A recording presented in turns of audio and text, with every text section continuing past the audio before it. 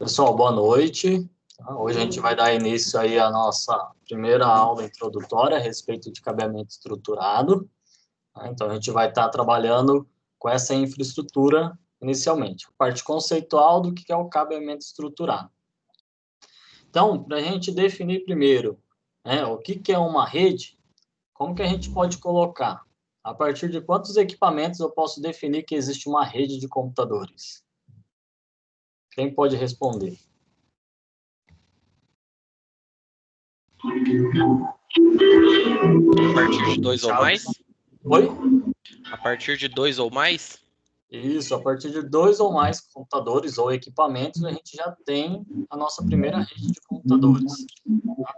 Então, uma rede de computador consiste em 2 ou mais computadores. Tá? Hoje a gente tem vários componentes, então é 2 ou mais componentes, equipamentos e outros dispositivos interligados entre si de modo a poderem compartilhar recursos físicos e lógicos. O que quer dizer isso daqui? Então, eu posso compartilhar equipamentos e posso compartilhar a parte lógica, arquivos, programas, aí assim por diante. Esses podem ser feitos do tipo dados, impressoras, e-mails e de qualquer outro tipo de infraestrutura de equipamento de dados. Tá? Então, essas são as nossas possibilidades. Então, a gente consegue trabalhar hoje com uma facilidade muito grande através dessa parte de compartilhamento de rede. Alguém aqui já trabalhou em empresas na parte administrativa, onde você tinha um computador e uma impressora do lado? Vocês já viram isso?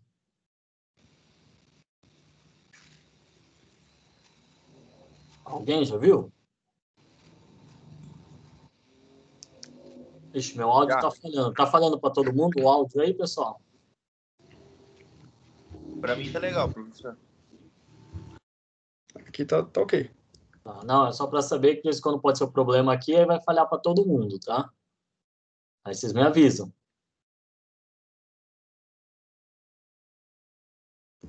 Que, né, o Renan falou que já viu. Como que funcionava isso? Antigamente, cada computador tinha que ter todos os seus equipamentos para trabalhar normalmente, tá? No seu dia a dia. Vamos supor, era um computador, uma impressora, um drive de CD e assim por diante. Então, era um computador de uma forma única, né? Ele não estava interligado com o restante da rede. A partir do momento que foi criada essa rede de computadores, existe essa possibilidade de compartilhar informação. Então, nos dias atuais, a gente consegue compartilhar um monte de informação. Você consegue, acho que a maioria já conseguiu visualizar no banco, quantas impressoras tem naquele andar do banco? Vocês já viram?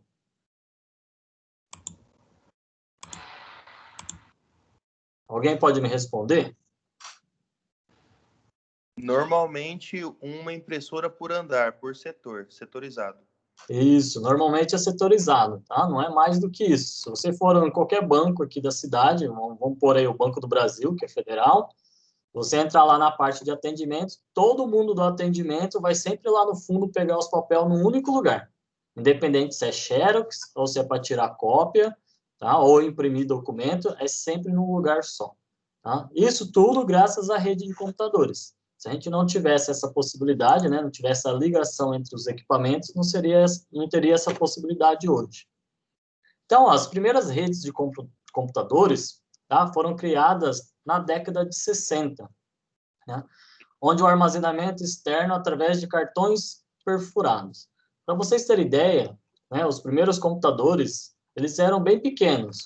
Alguém tem ideia do tamanho desses computadores na década de 60? A gente teve uma aula de hardware ontem com a Eveline e ela mostrou pra gente os computadores antigos, davam mais de 20 metros quadrados, 25 metros quadrados. Isso, esses mesmo. Qual que é o nome desse computador? Aí você pegou, hein? Tinha o EVAC, NVAC, tinha um bocado deles.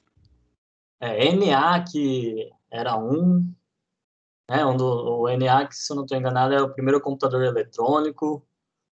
Então, eram computadores portáteis, né? Você construía ele, montava ele ali, ele ficava ali o resto da vida dele.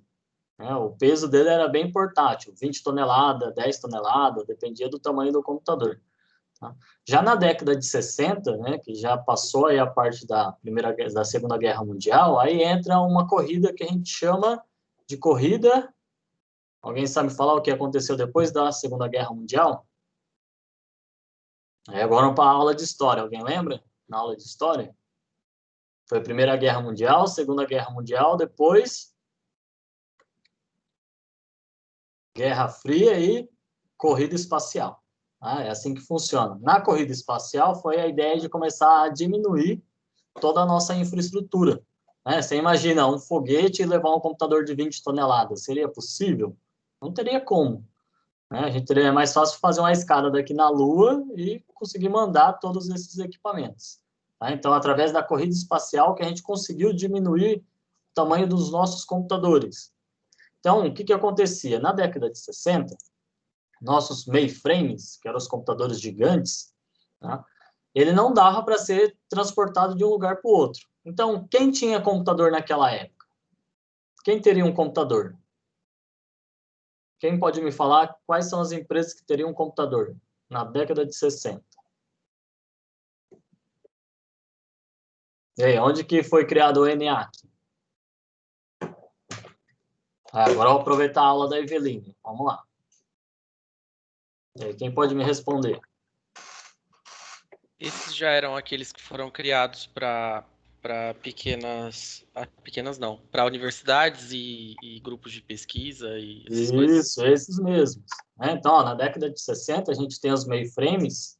Tá? Como eu não consigo trabalhar com eles, fazer transporte deles de forma portátil, fácil, né?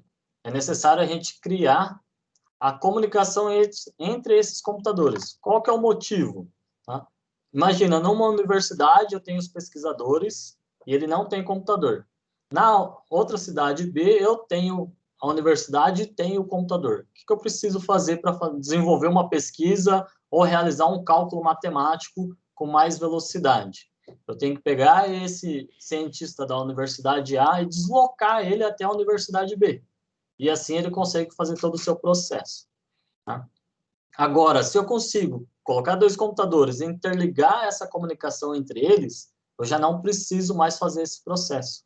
Eu já consigo fazer a comunicação entre essas duas máquinas e fazer o processo que eu preciso. Então, foi aí que começaram a ser criadas as primeiras redes de computadores. E a forma de armazenamento externo, ó, através de cartão perfurado. Alguém já ouviu falar isso? Já ouviram Não. falar sobre cartão perfurado?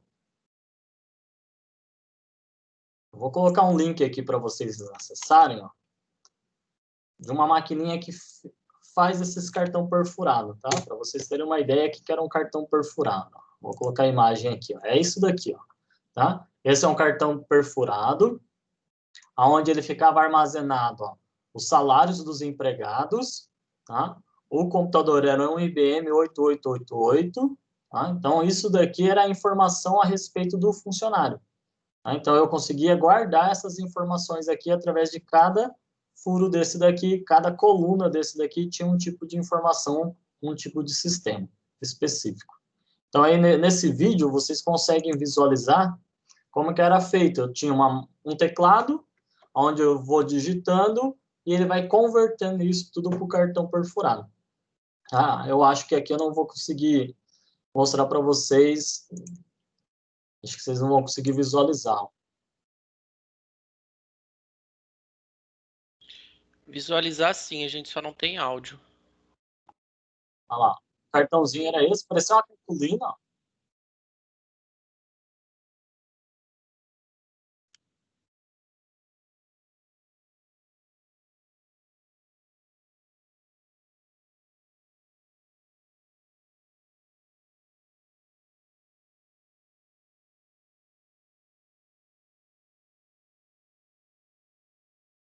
Olha, simples. Tá? Era assim que era feita a parte de cálculos, armazenamento em massa, era feito tudo desse jeito. Para vocês terem ideia, né, acho que, não sei vocês, acho que nunca passaram por isso ainda, mas alguém aqui já respondeu algum questionário do IBGE hoje, né, nos dias atuais? Alguém aí já respondeu ou não? Tá Já tirando... respondi, já faz um bom tempo, hein, professor? Não sei assim quanto tempo faz que o IBGE, porque aqui onde eu moro nunca passaram, né? Mas onde eu trabalho já tive que responder várias vezes, tá? Mas hoje, praticamente, o cara vai com um tablet, um laptop na mão, vai fazendo as perguntas e vai anotando tudo na hora, né? Isso daí você tem um ganho gigantesco na hora de fazer o processamento dessas informações. Então, eu consigo analisar uma população de um país em questões de dias, horas, minutos. Eu consigo saber vários tipos de informações que podem ser utilizados para projetar as melhorias, os investimentos dentro de uma cidade, dentro de um país e assim por diante. Antes de surgir esses computadores que a professora Eveline comentou lá na década de 40, 50 e assim por diante, tá? Vocês têm ideia quanto tempo demorava para fazer o censo de um país? Alguém tem uma ideia? Quem pode dar um chute? Vamos ver lá.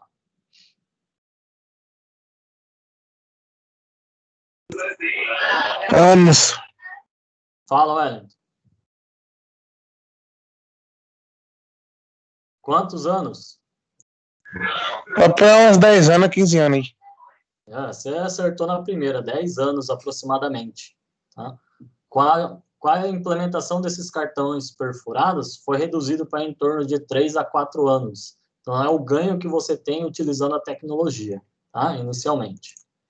Depois, entre a década de 69, né, o ano de 69 a 72, foi criada a primeira rede de computadores, tá, chamada ARPANET, de onde veio a ser derivada a internet que conhecemos nos dias atuais. Ela entrou em funcionamento em dezembro de 69. Então, para vocês terem ideia, como a internet é uma coisa bem atual, né, comparado a outras áreas. Então, a nossa tecnologia aí é um bebezinho perto da medicina ou qualquer outro tipo de área. Tá? Então, o que seria essa ARPANET? Ela interligou 4 computadores. Né? Então, você imagina, na década de 69, no ano de 69 a 72, eu só estou ligando 4 computadores. Um fica em Stanford, tá? O outro fica na Califórnia, um em Santa Bárbara e outro em Utah, tudo nos Estados Unidos. O que significa isso daqui? São todas universidades. Como que era feita a comunicação dela? Utilizavam linhas telefônicas adaptadas e dedicadas para transferência de dados. Quem é que usou a internet de escada? Quem é que usou a internet de escada? Só eu? Eu também. Eu também quem? Wellington? Quem mais? Otávio. Otávio? Até o barulho vem na cabeça agora. Ô, louco, só aquele barulhinho da discagem? Eu usei também. Quem? Famoso discador da IG, da UOL, um monte de coisa.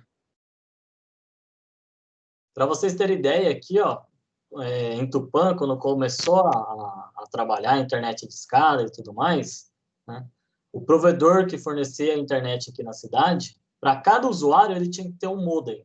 Imagina só se essa empresa tivesse 50 usuários, ela tinha 50 modems.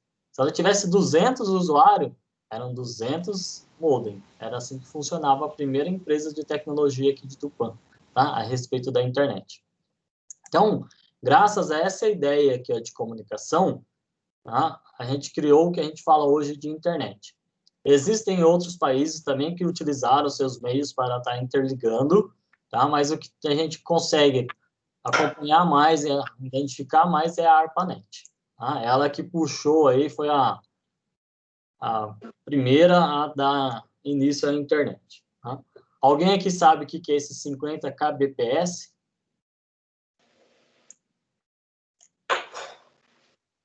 Não é a velocidade, não, né? Velocidade do quê? De dados. Isso, a velocidade de dados. Hoje vocês trabalham a quanto? Vocês pesquisaram para mim, da tarefa que eu deixei ontem? Bom, segundo a gente aqui oferece, como fala? Eles oferecem 250, só que aí eles, pela Anatel, é obrigado a dar 10%. Então, se você tem um livro de 250 megas, você vai dos 10%, você tem 25 megas de download. Essas coisas que a Anatel obriga. Não é 100% um link, é só nominal. Tá, é assim, ó, a Anatel, não sei se vocês já pesquisaram, mas a internet que vocês recebem aí no seu dia a dia, ela é megabyte ou megabit? Quero saber. E aí? Mbps. Não, então, eu quero saber se ela é Megabyte. vou escrever aqui, ó, MBPS ou MBPS. Qual das Megabyte. duas? Opção 1 Megabyte. ou opção 2? Megabytes. Megabytes. Megabytes. Então, megabytes é qual opção? A1. É A1. Isso. A nossa internet trabalha nessa velocidade? É isso, então? Em bits. A nossa internet, pessoal, ela não trabalha em megabyte, bytes, tá? Seria isso daqui, ó, megabyte, tá? Ela não trabalha nessa velocidade. A velocidade que ela trabalha é megabits, né? Megabit. Tá? Essa é a velocidade real que você está trabalhando. O que quer dizer isso? Vocês vão estudar a respeito das escalas, tá? de armazenamento da parte de tecnologia. Então, o menor item que a gente tem na tecnologia, o menor valor, está relacionado a bit, que é 1 bit. O que é 1 bit? Quando eu falo assim, eu tenho 1 bit, o que é 1 bit? Quem pode responder aí?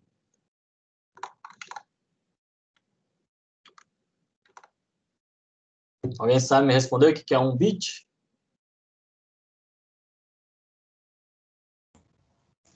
Ele equivale a um número? É a menor unidade de processamento, né? É um número. No nosso caso, ele é 0 ou 1.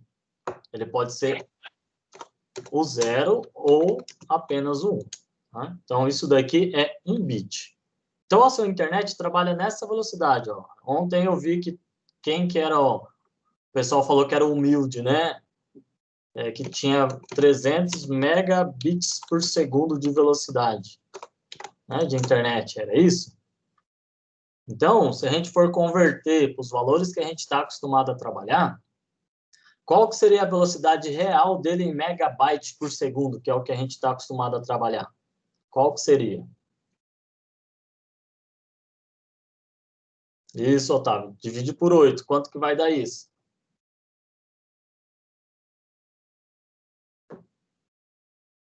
Vamos lá. Quem tem calculadora aí? Divide aí por 8. 300 dividido por 8.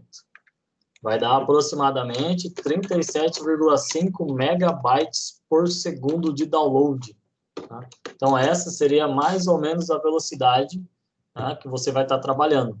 Então, professor, minha internet é de 25 megabits por segundo e não baixa a 25. Tá? Você tem que sempre fazer essa associação entre megabit e megabyte. Tá? Então, ela vai baixar a 25 megabits, seu computador não calcula dessa forma. Ele calcula em byte, então você vai lá e converte para byte para saber qual que é a velocidade real. Colocaram aqui, ó, mais para cima, a respeito da Anatel obriga, né? Foi o Luiz Henrique, é isso? Falou que obriga a fornecer 40%.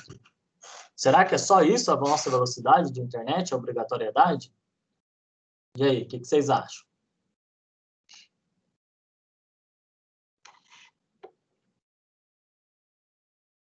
E aí, pessoal? Vamos esperando.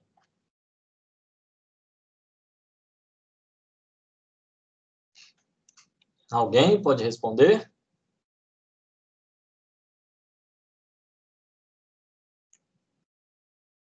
Ô, professor, eu não pesquisei não, mas 10% seria um percentual bem pequeno de variação, né? Que eles teriam que conceder como...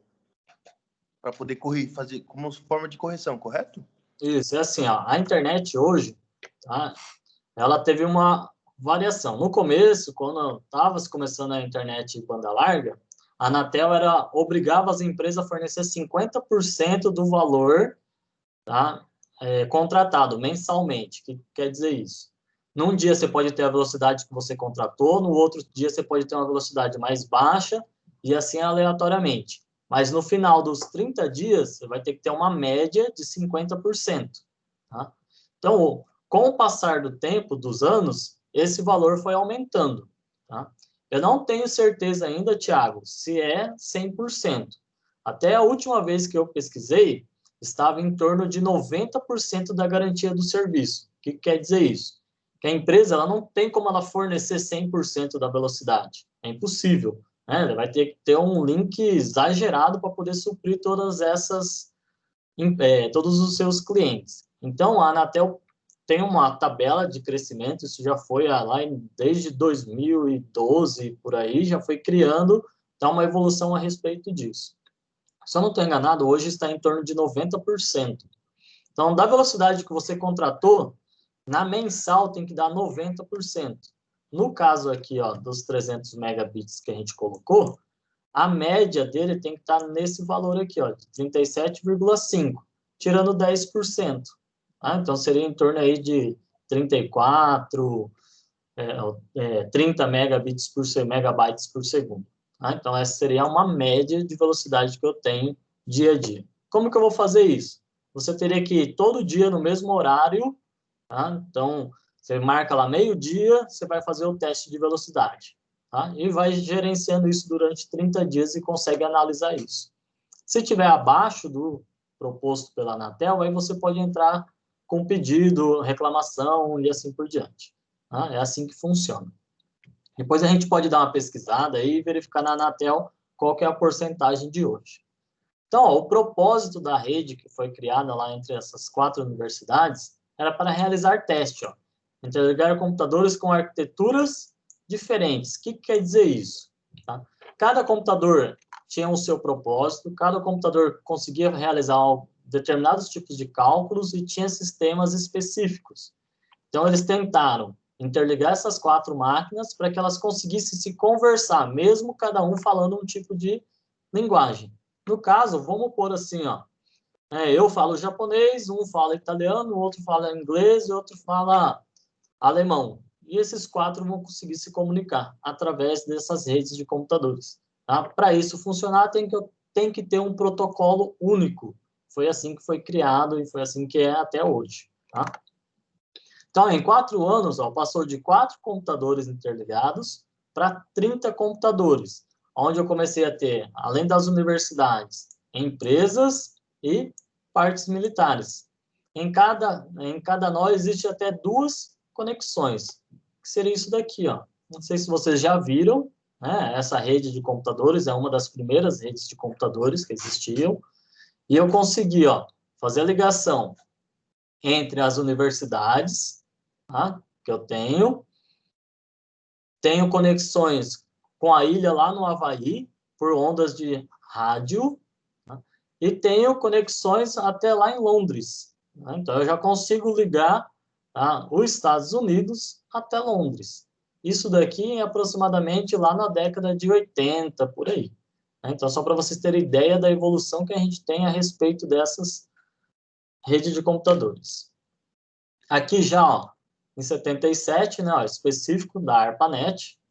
Tá? Então, ó, aqui está aqui, ó, os links, e aqui está via satélite. Ó. Tá? Então, a gente já tem o circuito via satélite. Então, eu já tenho redes trabalhando, ó, por ondas de rádio. Tá? Então, Havaí, tá? A Norsar, a universidade lá, ó, um ponto na Inglaterra, que vai estar ligando a Londres, e assim por diante. Beleza? Alguma dúvida? Alguém conhecia essa rede de computadores aqui? Já ouviu falar a respeito disso? Deixa eu ver se alguém mandou alguma mensagem aqui. Não, beleza. Então, continuando, vamos lá. Então, aí surge o que a gente usa até hoje, a parte principal da nossa infraestrutura. O protocolo que a gente chama de protocolo TCP/IP. Ele surge em 1974. Quem já ouviu falar sobre o protocolo TCP/IP? O que ele faz? Agora eu vou aguardar vocês responderem. E aí, pode ativar o microfone e falar aí, pessoal.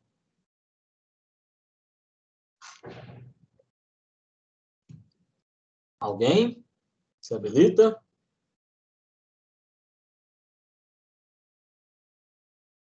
Luiz, pode ativar o microfone, Luiz. Pode falar aí. Professor, Oi. refaz, por favor, de novo a pergunta. Eu quero saber quem conhece a respeito do protocolo TCP/IP. Ele surgiu em 1974 e a gente usa ele até hoje. Então, o que é esse protocolo TCP/IP? Você já ouviu falar? Já viu ele no dia a dia? Já usou esse protocolo? Professor, olha, eu vou ser sincero, eu já... Sabe quando vem na memória, assim, a lembrança? Uma coisa, como se fosse um protocolo bem antigo, que ele sofre algumas alterações, mas ele se mantém até hoje, como se fosse um normativo, correto? Isso, ele é a forma de comunicação da rede, tá? Toda a rede de computadores trabalha em cima desse protocolo. Vocês vão ver, vão estudar no decorrer desses 3 módulos que existem centenas, não, dezenas de protocolos. Tá? Só que todos esses protocolos utilizam esse protocolo como principal, o protocolo TCP/IP. Então, se você acessar agora o seu computador e verificar qual que é o IP que você está acessando a sua máquina, tá? É o protocolo de comunicação. Então, no caso aqui, ó, eu vou colocar aqui, ó. Se vocês quiserem pesquisar, ó, tá lá, meu IP, ó. Dá uma pesquisada aí.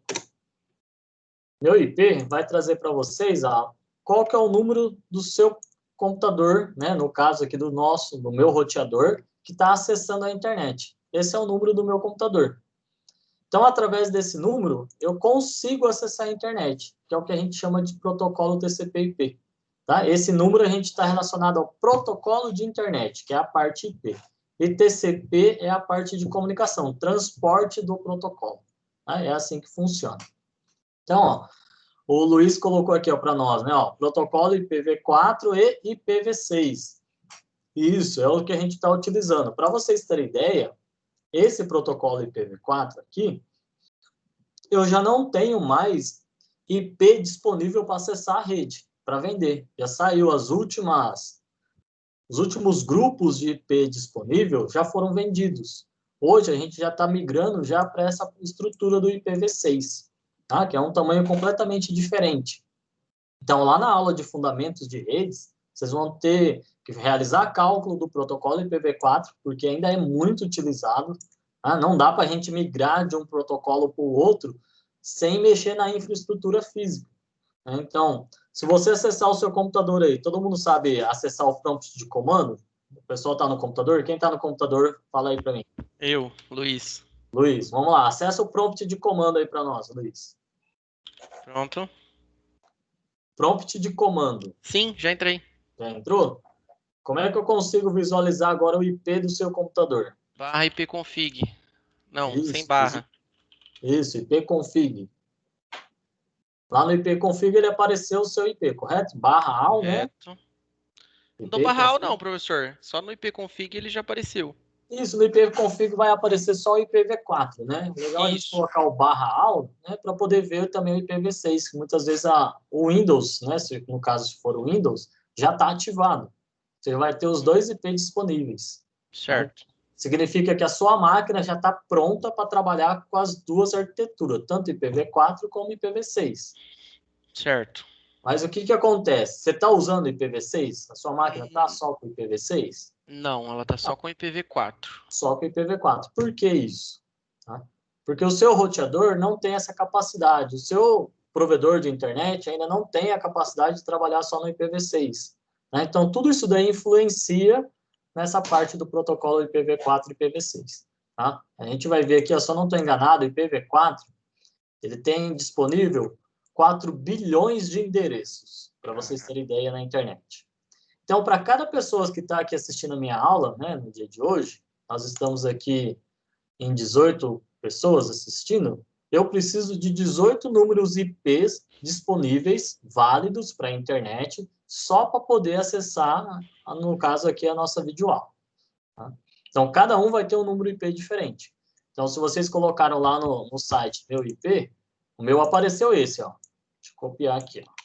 Não vai tentar invadir meu computador aqui, não, hein? Tarde demais. Vocês já vão estar querendo invadir meu computador aqui. Eu vou mandar resetar meu IP lá depois. Tá? Então, aqui eu tenho um número. Esse número aqui é específico da minha máquina, né? Do meu roteador. Se vocês pegaram de vocês, vai ter um número diferente. Quem quiser compartilhar aí, pode compartilhar. Esse número é aleatório, ele vai mudando cada vez que você conecta na internet. Se você desligar o roteador e ligar de novo, normalmente esse número é alterado. Tá? Quem usou muito o Vivo Speed, acontecia muito disso. Tá?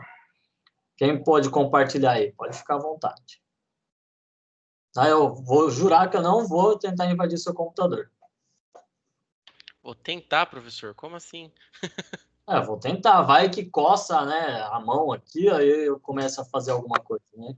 Mas é brincadeira. Não consigo ter essa capacidade ainda. A parte ética não deixa. Que Tá? bom. Então, Professor, oi, pode falar. como que funciona, não sei se é nessa etapa, o acesso remoto que acontece de empresas que fazem manutenção, né? Eles acessam remotamente os computadores. Primeiro, você tem que liberar o acesso remoto, no caso do sistema operacional. Isso vocês vão aprender lá na aula de sistemas operacionais, no INSOR. Tá? Então, primeira coisa é liberar o acesso remoto. Você pode liberar o acesso remoto através da sua área de trabalho. Então, você vai liberar no Windows a área de trabalho para acesso remoto, ou usar algumas ferramentas de apoio. Tá? Então, você tem lá o Ndesk, VPN, tem vários programas, TeamViewer, aí você tem um monte de ferramenta. Então, o que acontece? Através dessa ferramenta, eu consigo unir esses dois pontos, o computador do cliente com o computador da pessoa que vai fazer a manutenção, tá? O seu suporte. Então, muitas vezes, quando você usa essa ferramenta, TeamViewer, a Ndesk e assim por diante, você está usando uma empresa, um terceiro. Ele vai criar um túnel de proteção na internet e vai fazer com que esses dois computadores, tá, se comuniquem. Certo. Agora, quando você usa o acesso remoto pela área de trabalho, você vai estar liberando uma porta de acesso. A gente vai aprender em script de redes, tá? Vocês vão ter todo o computador, todo o sistema operacional tem aproximadamente 65 mil portas de comunicação. Tá? Da porta 1 até a porta 1024 é específica do sistema operacional. Dali para cima, aí já pode ser utilizado para qualquer coisa. No caso, para acesso remoto, usando criptografia, a porta padrão é a 22, que chama o protocolo SSH. Tá? Então, no SSH, na porta 22, é onde eu consigo fazer a comunicação remota. Então, aí tem todo um direcionamento. Né? Que nem na escola, a gente acessava, eu participava da parte do gerenciamento dos laboratórios, lá no Índia Vanuiri, quando a gente tinha a extensão lá, então eu conseguia acessar de qualquer lugar, eu conseguia acessar o servidor lá da escola, lá do Índia Vanuiri, tá? Da ETEC Índia Vanuiri. Então, como que era feito? O servidor que fazia esse controle liberava uma porta, através desse número IP que vocês me passaram aqui, ó, eu coloco a porta que eu quero utilizar aqui na frente, e o meu servidor, lá do outro lado, respondia à minha solicitação. E ele pedia um usuário e senha para mim poder acessar. É assim que funciona. Se vocês procurarem aqui na interface do Windows, acesso remoto, aqui, vai aparecer aqui, ó, conexão com a área de trabalho remota. Tá vendo? Acho que todo mundo consegue visualizar aí, ó. Sim. Então, é só você colocar o IP, ó, que nem vamos supor, se eu colocasse aqui, ó, 177.129.248.64. Se tivesse uma porta específica, eu colocar conectar, ele vai tentar conectar. Né? Aqui eu sei que vai dar erro, né? Porque não está liberado, provavelmente, é um roteador, então não vai dar certo. O que teria que ser feito? Lá naquele roteador, tem que ser redirecionado para o servidor da pessoa, ou para o computador da pessoa. Aí ele vai responder, eu vou digitar o usuário e senha e vou acessar normalmente. É assim que funciona o acesso remoto. Professor, esse protocolo IP, esse IP é do roteador ou é da máquina, da CPU ou do celular, vamos lá. por exemplo? Vamos entender. Ó. Esse meu IP que eu peguei aqui, ó, tá? Esse meu IP, ele não é do meu computador. Ó. Do meu computador, vou abrir aqui o prompt de comando, ó, ipconfig. Opa, ipconfig. Pronto, ó. O IP do meu computador, ó, é esse daqui, ó. Certo. Tá? Então, esse é o IP.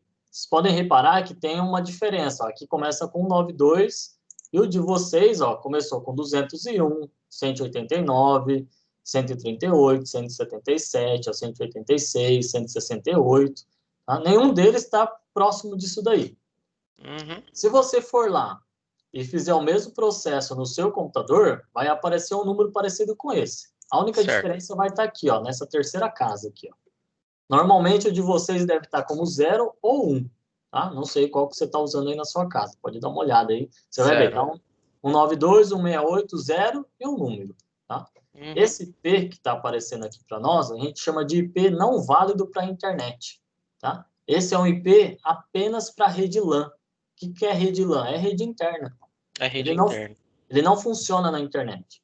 Então, o IP que dá acesso à minha internet, no meu caso aqui, é esse número. Esse número é quem estiver lá do lado de fora da internet vai estar vendo a minha rede, o primeiro IP de acesso é esse daqui. No meu caso, é o roteador. Certo. E no caso do acesso remoto, igual o senhor estava mostrando aí, é o acesso remoto é feito pelo IP da internet ou pelo IP da CPU? Não, da o máquina? IP da internet. Aqui que você tem que fazer. Funciona assim, ó. Eu vou solicitar a esse IP uma comunicação de acesso remoto e uma porta específica. O que eu tenho que fazer lá no meu roteador? Toda vez que eu receber uma solicitação de acesso remoto nesse IP, naquela porta específica, eu redireciono ela para o computador que eu quero acessar. Ah, sim. Tá? Aí vai entrar a parte do IP que você tem aqui, ó. Esse Entendi. IP. Tá? É uma ligação entre o IP válido da internet e o IP da sua máquina, tá? Da rede local. É assim que a gente consegue. Então, eu posso ter 50 máquinas, eu posso acessar 50 máquinas aleatoriamente. Eu só preciso definir qual que é a porta e, dependendo da porta, vai redirecionar para número 5, depois para número 6. A porta, vamos supor, a porta 35.000 vai para o número 6. A 35.001 vai para o número 7. A 35.002 vai para o número 8. E assim por diante. Tá? Eu posso fazer tudo isso daí, sem problema nenhum. Tá? Tudo graças a esse sistema de protocolo de comunicação. Que conseguiu unir tudo que a gente tem hoje. Tá? Certo. Depois, na década de 80, aí, ó, para vocês aí que são da minha faixa etária, surgiu um cara muito importante para os dias atuais. Criada a lista de domínio, né? Domain Name System, o tal do DNS. Quem já ouviu falar sobre DNS?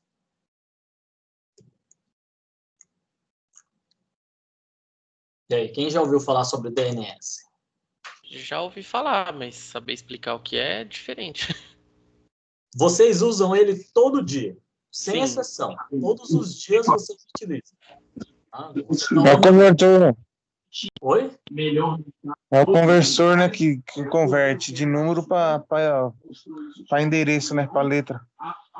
Para poder ficar mais fácil, só que facilitar. não é de número para letra, é de nome, no caso, link. Resolve de IP para nome, né? Para domínio.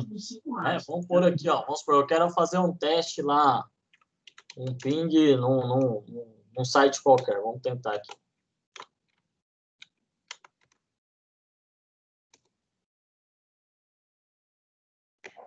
Então, ó, aqui, ó, ele está falando que está disparando para um servidor DNS específico aqui, ó, tá? E vai tentar acessar esse tipo de IP. Só que esse IP aqui ele está mascarado, então eu não consigo ver o IP real do site do UOL.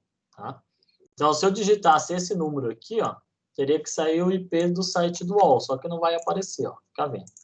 Tá vendo? Ó? Vai dar um erro. Por quê? Ó? Ele é uma fonte, né, ó, de nuvem que vai estar gerenciando para mascarar, deixar ele de uma forma oculta, né, para que você não consiga visualizar. Isso depende do provedor de internet. Então, se você estiver usando, vamos supor, o VivoSpeed, a hora que você fizer esse procedimento, vai trazer o IP real daquele site. Tá? Aqui, ó, se eu tentar de novo, ó, tá vendo? Não traz o IP correto. Deixa eu ver aqui. Pode ser feito para prevenir ataques, mas é mais utilizado pela rede interna, né? Para prevenir a sua própria rede interna, para que você não consiga achar os computadores que estão na rede. É uma forma de prevenção. Deixa eu ver se a gente tenta outro site aqui, ó. Vamos ver qual que é o IP que vai aparecer ali para nós. Não, se eu tentar acessar esse site aqui, ó, seria, né? O site correto, ó. E também não vai, ó. Ele fala que não existe, tá vendo? Então, eu teria que estar fazendo isso de outra forma. Aí eu teria que ligar no 3G e dar um jeitinho de fazer isso. Depois eu tento mostrar para vocês, se não der tempo hoje, eu mostro na próxima aula. Tá? Então, o que é isso? É conseguir converter nomes. Então, você quer acessar um site, né? Vamos supor, uol.com.br. É mais fácil você decorar esse nome aqui do que esse monte de número que eu passei aqui para vocês. Tá? Não é tão fácil. Agora, imaginem, isso daqui é IPv4. Vocês têm ideia do tamanho do que é o IPv6? Quem já ouviu falar, já viu a respeito do IPv6? O IPv6 envolve um bocado de letra no meio, né? Vamos pensar, ó. O IPv4, ele é 32 bits. O que quer dizer isso? Você tem 32 zeros ou 1. Então, se você colocar em sequência, são conjuntos de 8 e 8. Então, o primeiro número que eu tenho aqui, ó, 138, ele está relacionado, tá, a 8 bits. Então, é uma sequência de números de 0 e 1, um conjunto de 8. Aqui é 0,59, tá? Então, é mais um conjunto de 8 bits. Aqui é mais um conjunto de 8 e mais um conjunto de 8. São 32 bits. Então, são 32 zeros e 1s. O IPv6, que vocês colocaram aqui, ele só é 4 vezes maior. Tá? Ele é 128 bits. O que quer dizer isso? Eu vou trabalhar com a escala assim, ó. Isso daqui vai ser um IP, ó.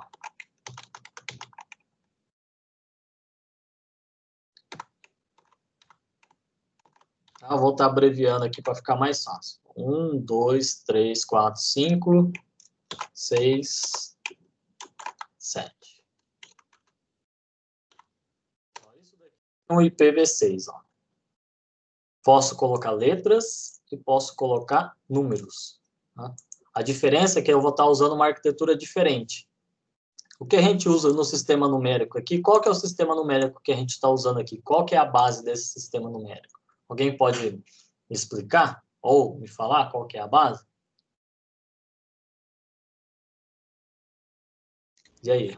Não faço ideia. É binário? Não, aqui não é binário, né? Porque a gente tem o número 104, 88, 4 e 11. Se fosse binário, ia ser só assim, ó. 111, 000, 111, 000, assim por diante. Ah, tá. Então, isso daqui é a nossa base, que a gente fala base 10, que vai de 0 a 9. Então, a gente tem 10 possibilidades de simbologias. Aí o Thiago Pascoal passou aqui para nós, ó. Ele vai ser hexadecimal. O que quer dizer isso? Eu vou trabalhar com letras e números. Então, em vez de eu ter só 10 combinações, que é o que a gente tem aqui na base 10, nós teremos 16 combinações, que vai de 0 a 9, e aí depois começa as letras A, B, C, D, E e F. Por isso que eu coloquei esse P aqui, ó. Tá? Opa, cliquei errado aí, foi mal. Tá? Então, ó. Então, aqui eu tenho o IPv6 usando letras e números. Imagine só decorar 128, tá? Seriam 8 conjuntos de 4. Então, são 4, 4, 4, são 32 letras e números. Como é que você vai decorar isso? Ficaria impossível, tá? Então, por isso que a gente usa esse sistema de DNS. E na década de 80 surge o padrão Ethernet, né? O que a gente chama de redes locais. Inovação que revolucionou a nossa parte da computação. Então, na década de 80, o que surge realmente para o nosso dia a dia, que é importante para nós hoje? Quem pode me falar? O que surgiu na década de 80? Agora, lá na aula de MC, o que a professora passou lá na década de 80? Quem pode me responder? Alguém? O senhor fala com relação à histórica... A história da evolução dos computadores. O que aconteceu na década de 80? Começou a vir... Aqui a gente está falando a respeito, né, do surgimento do padrão Ethernet, mas para nós, hoje, usuários, foi um ponto histórico para nós. O que aconteceu nessa época?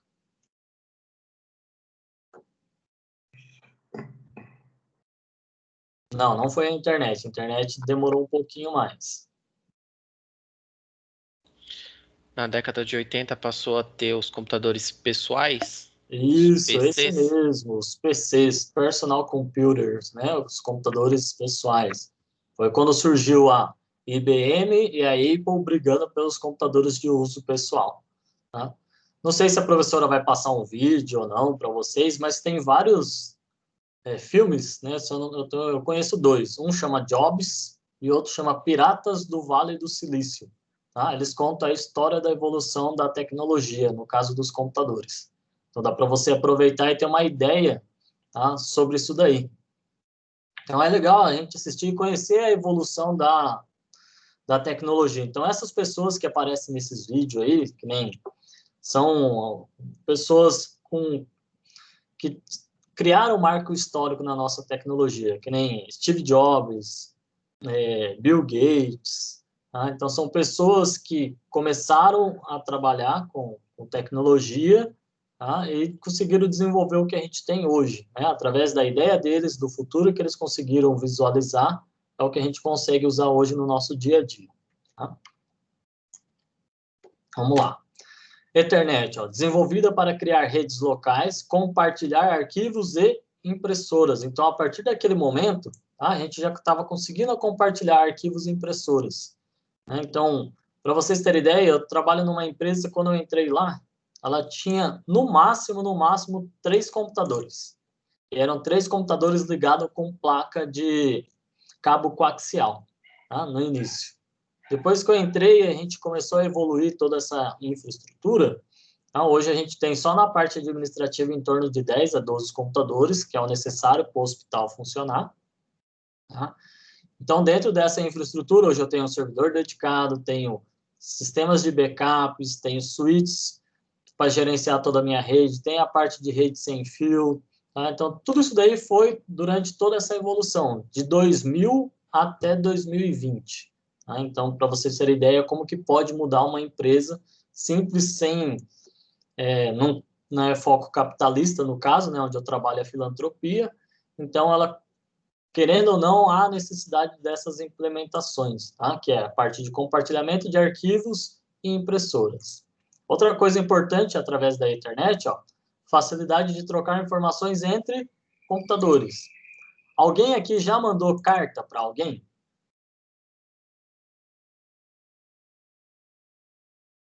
Com certeza. É muito difícil alguém falar, professor, já escreveu uma carta. Né? Hoje todo mundo fala, não, escrever carta, o que é carta? Escrevi e-mail, mandei mensagem. Escrevi carta assim, inclusive lembro de passeio escolar para poder ensinar lá nos Correios como que escrevia o remetente, destinatário, com selo. Isso daí acontecia muito, né? A gente mandava muita carta e tudo mais e contava o seu dia a dia. Né? Agora imaginem, lá em 98, 99, que aqui no Brasil praticamente não tinha internet ainda nesse período, tá? Então, a gente ia se comunicar só através de carta, não existia outro método. Ou era telefone, fazer ligação, chamada por telefone, ou era carta. Tá? Nessa época, meus pais estavam no Japão, então você imagina, eu escrevi uma carta, demorava quase um mês para chegar lá no Japão. Então, se eu tivesse algum problema de saúde, precisando com urgência falar com eles, tinha que esperar 30 dias. Em 30 dias ia acontecer o quê? Já era, né? Não ia estar nem aqui dando aula hoje.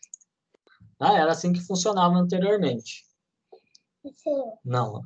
Pessoal, só um minutinho.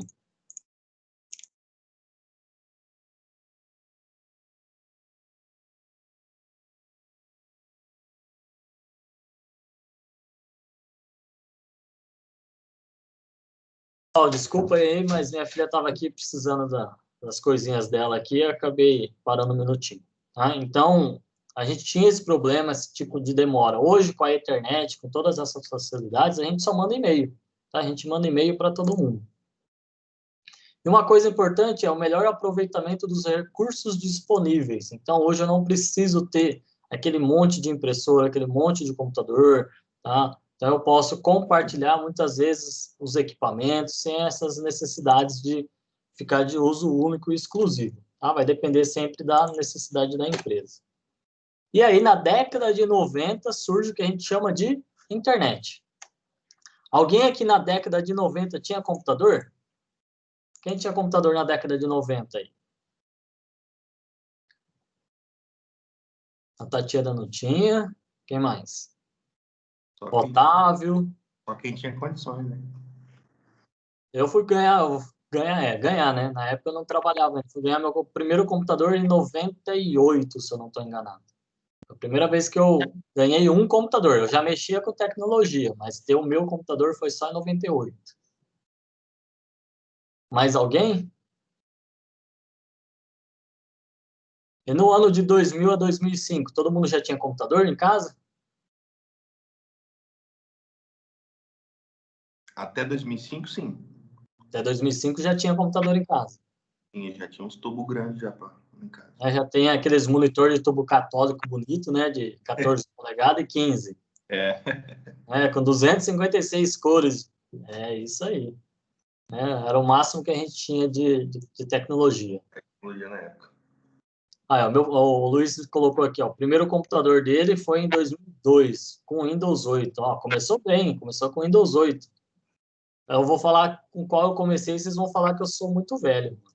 Alguém tem ideia qual que foi o meu primeiro sistema operacional? O Vista? Não, o Vista é depois do Windows 98. O primeiro que eu conheço, acho que é o 95. Existe antes disso? Opa!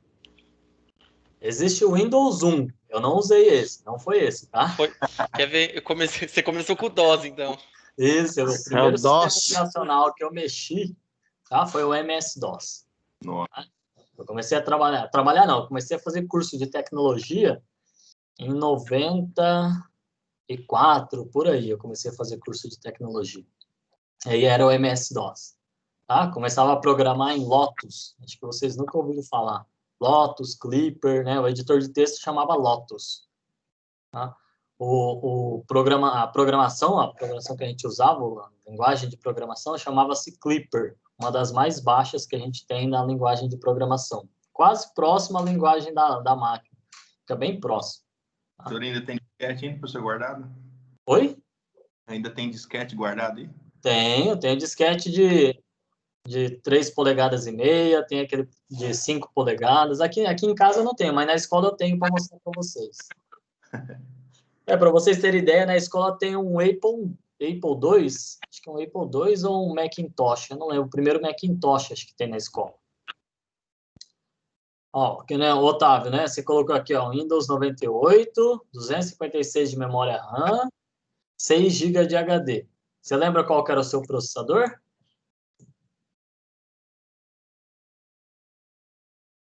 Quem mais que descreveu aqui o computador? Vamos ver.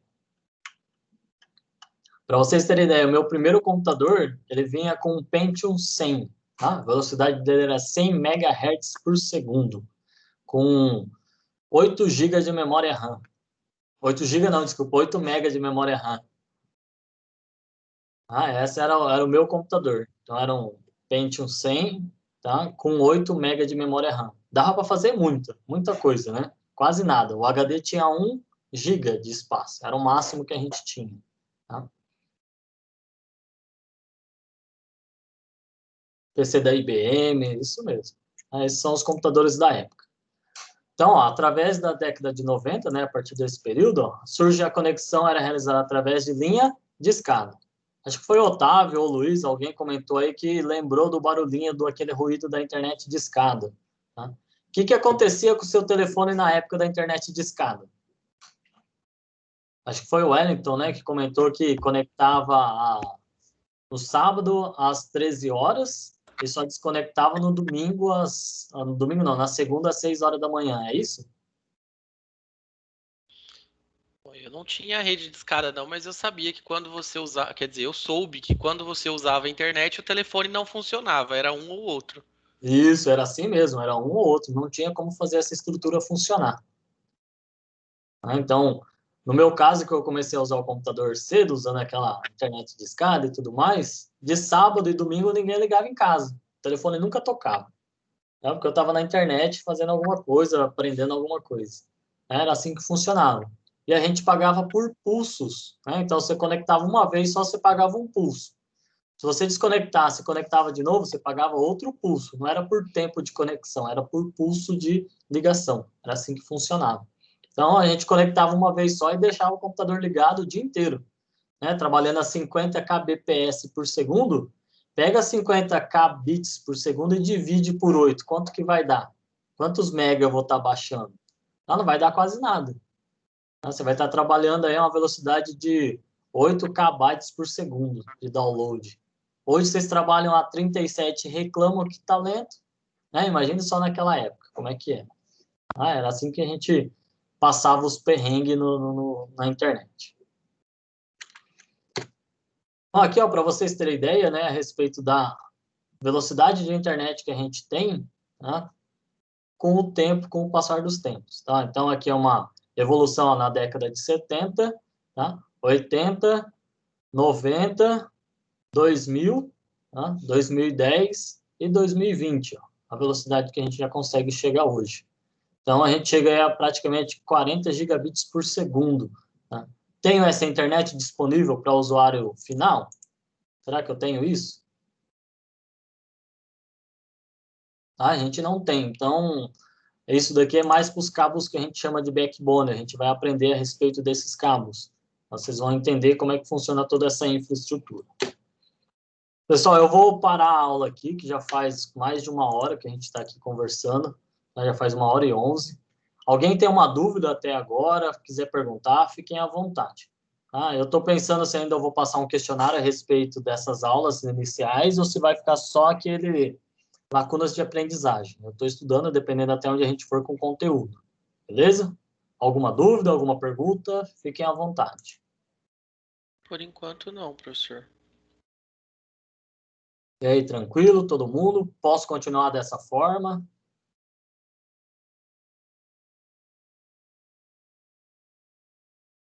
Pessoal, tá todo mundo aí ou vocês me abandonaram?